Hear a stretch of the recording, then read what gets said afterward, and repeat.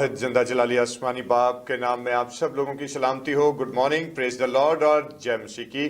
खुदा उनकी तारीफ और उसकी सताइश हो। और दोस्तों, आइए अपने सिरों को खुदा उनके हुजूर झुकाएं और दुआ करें। खुदा बाप, खुदा बेटे और खुदा रूल कुद्स के नाम में आमीन। मेहरबान जिंदा जलाली आसमानी खुदावन, तू जो परवरदिगार और नहायत कद्दूस है, तू जो लश्करों का रब और खुदावन रब्बुल आलमीन है, हम तेरा शुक्र, तेरे नाम की तारीफ करते हैं और खुदा हम तेरा शुक्र अदा करते हैं कि तूने आज ये नई सुबह हमारी ज़िंदगी में बख्शी है कि हम तुझे मुबारक कहें, तेरी तारीफ़ करें और तुझे ही इज़्ज़त और जलाल दें।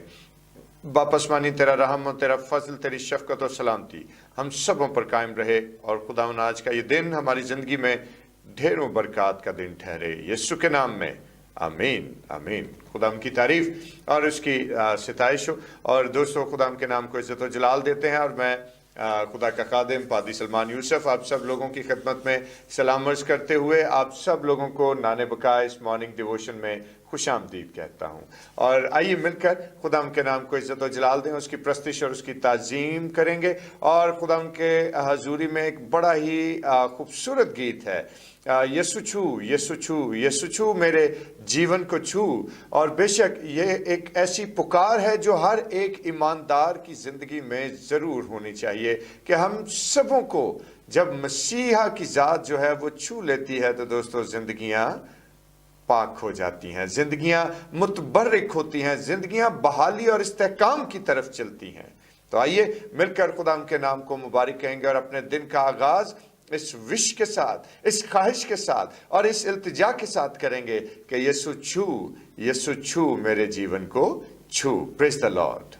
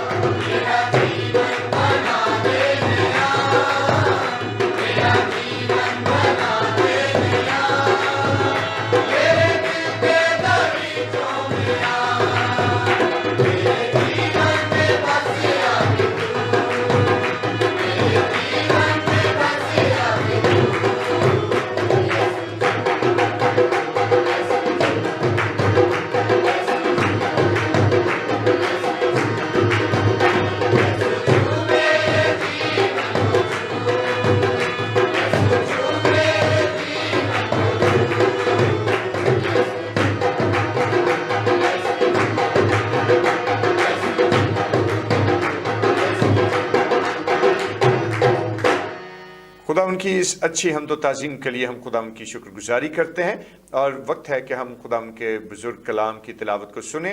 और आज हमारे लिए हमारी बेटी फ़ायज़ा तिलावत करेंगी और हम अपनी बेटी के वसीले से खुदा के ज़िंदा पाक कलाम की तिलावत को सुनेंगे।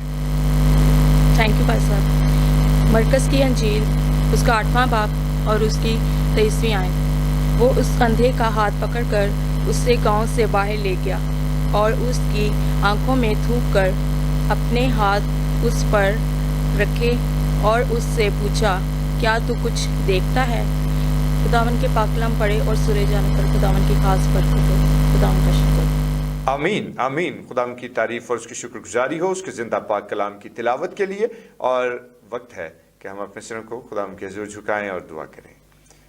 बुजुर्ग रहीम कादर मुतलक आसमानी बाप, अपनी हिकमत और दनाई से सैर कर और खुदावन हमारे जहान और प्यारे खुदा हमारे दिलों और हमारी रूहों को तकवीयत बख्श, ताकि तेरे कलाम को यकसुई के साथ सुने और इस पर गौर करें और खुदावन अपनी ज़िंदगियों का हिस्सा ठहराएं। यीशु के नाम में आमीन। Praise Lord. और मेरे दोस्तों, आज जब आपने खुदा के ज़िंदा पाक कलाम की तिलावत को सुना है तो ये बड़ी ही खूबसूरत तिलावत और बड़ी ही खूबसूरत और मीनिंगफुल आयत है जो हमारे लिए तिलावत की गई है। और जिस वक्त हम खुदा के ज़िंदा पाक कलाम को देखा और इस पर हमने गौर करने को है, तो जो आज की मुख्तसर रिफ्लेक्शन है जिस चीज़ पर, और वो क्या है कि क्या तू देखता है, क्या तू देखता है।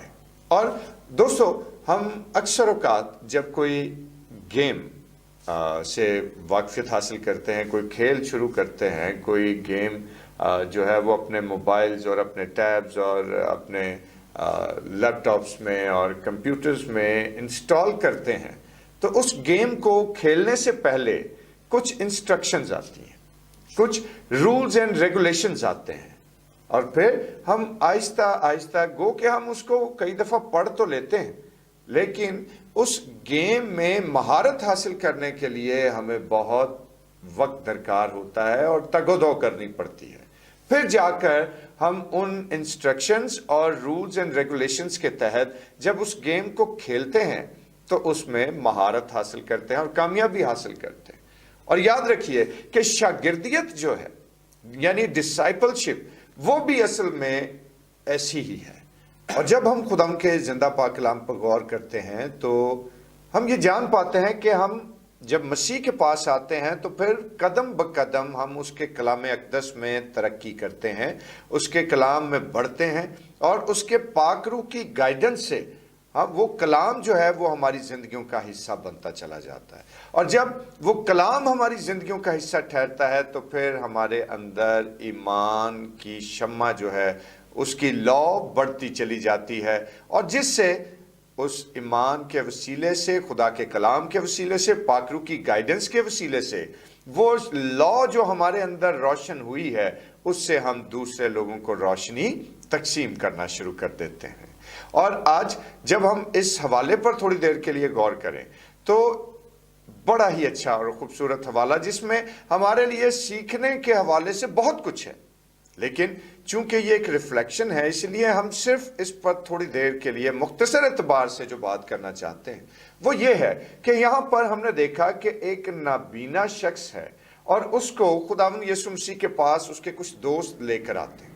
और दोस्तों, आज जब हम खुदावंद के कलाम को देखें तो हमें अंदाज़ा होगा कि ये सब कुछ कहाँ वकूफ़ पज़ीर हो रहा है। ये बैतसीदा का एक गाँव है, और बैतसीदा के उस गाँव में कि जहाँ खुदावंद यीशु मसीह के मुश्ताक तो बहुत से लोग थे, और वो उसके मुश्ताक क्यों थे कि वो उसके मौजज़ात को उन्होंने सुन रखा था और उसके मौजज़ात को देखना चाहते थे, लेकिन हकीकत में वो उसको बहैसियत मसीहा अभी तक कबूल ना कर पाए थे और उससे वाकिफ ना थे।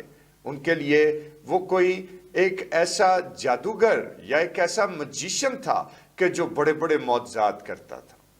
और यहाँ जिस वक्त खुदा का बुजुर्ग कलाम हम पढ़ते हैं तो हमें नज़र आता है कि बहुत सारे लोग जो हैं वो एक अंधे को उसके पास लेकर आते हैं और उससे मिन्नत करते हैं कि तू इसको छू, और उससे इल्तिजा क्या है कि अगर तू इसको छुए और तू इसको छुएगा तो ये क्या होगा, शिफा पाएगा।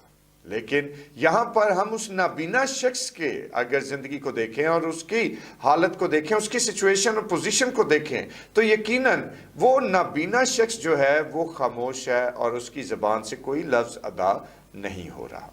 सारा जोर किस पे है? उन दोस्तों पर जो उस नाबीना शख्स को अपने साथ लेकर आए, और वही यीशु से इस बात के लिए इस्तफसार कर रहे हैं और वही उससे दरखास्त कर रहे हैं कि तू इसको छुएगा तो ये शिफा पाएगा। लेकिन गौरतलब बात यह है कि उस नाबीना शख्स का ईमान कहाँ है, और क्या वो अपनी इस बीमारी से, क्या वो अपनी इस कमजोरी से आजाद नहीं होना चाहता था?